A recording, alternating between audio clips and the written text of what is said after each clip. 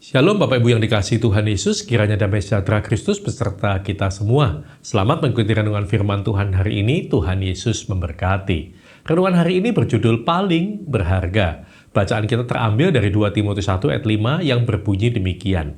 Sebab aku teringat akan imanmu yang tulus ikhlas, yaitu iman yang pertama-tama hidup di dalam nenekmu Lois dan di dalam ibumu Eunike, dan aku yakin hidup juga di dalam dirimu. Bapak Ibu dan Saudara sekalian, J.P. Morgan, seorang pendiri General Electric, adalah salah seorang yang terkaya di dunia.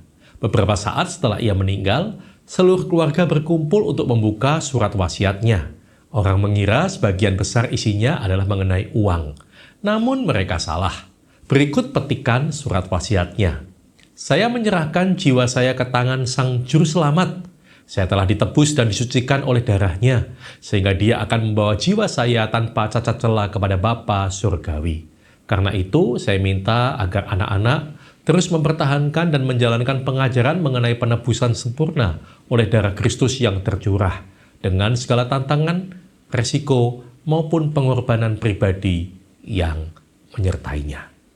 Kebanyakan orang tua berpikir keras hendak mewariskan sebanyak mungkin harta bagi anak-anaknya. Namun, kesaksian J.P. Morgan memberi kita pandangan yang berbeda. Sebagai warisan terutama dan termahal, J.P. Morgan lebih memilih mewariskan iman kepada Kristus bagi anak-anaknya. Segala bentuk harta benda, sebaik apapun kita menyimpannya, dapat habis dan lenyap. Namun, iman kepada Kristus memberi hidup kekal. Uang dan harta memang berguna di dunia ini, namun hanya iman kepada Kristus yang membawa kita ke surga. Ketika seorang beriman kepada Yesus, artinya ialah bahwa ia mempercayai siapakah Yesus sebenarnya, yaitu Sang Firman Allah yang menjadi manusia, dan mempercayai apa yang telah ia perbuat, yaitu mati dan bangkit untuk menebus manusia dari dosa. Iman adalah pribadi dan karya Kristuslah yang menyelamatkan. Setiap orang yang percaya bahwa Yesus adalah Kristus, lahir dari Allah. Tanpa iman di dalam Yesus, kita tetap berada di dalam dosa dan tidak dapat diterima dalam hadirat Allah di dalam surganya yang sempurna. Hanya melalui iman di dalam Yesus, kita diberi akses kepada Sang Bapa sebagai anak-anaknya. Beriman pada Yesus juga berarti menolak jalan keselamatan lainnya. Kita tidak dapat mempercayai Yesus dan sesuatu yang lain, karena pernyataan iman kita adalah dan keselamatan tidak ada di dalam siapapun juga, selain di dalam Dia.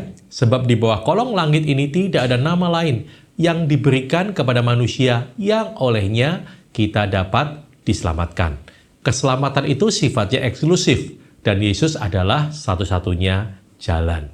Mari kita mulai mewariskan iman semacam ini kepada anak-anak kita, mulai hari ini, yakni melalui pembicaraan yang berulang-ulang tentang firman Tuhan. Seperti nasihat Ulangan 6 ayat 6-7, apa yang telah kuperintahkan kepadamu pada hari ini, haruslah engkau perhatikan, haruslah engkau mengajarkannya berulang-ulang.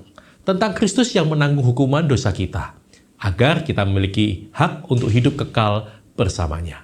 Tentang bagaimana anak Tuhan belajar mentaati dan melakukan kehendak-Nya, tentang cinta Allah yang nyata dalam kehidupan masing-masing pribadi. Niscaya warisan itu akan menjadi harta yang paling berharga kapanpun anak-anak akan membuka surat wasiat kita.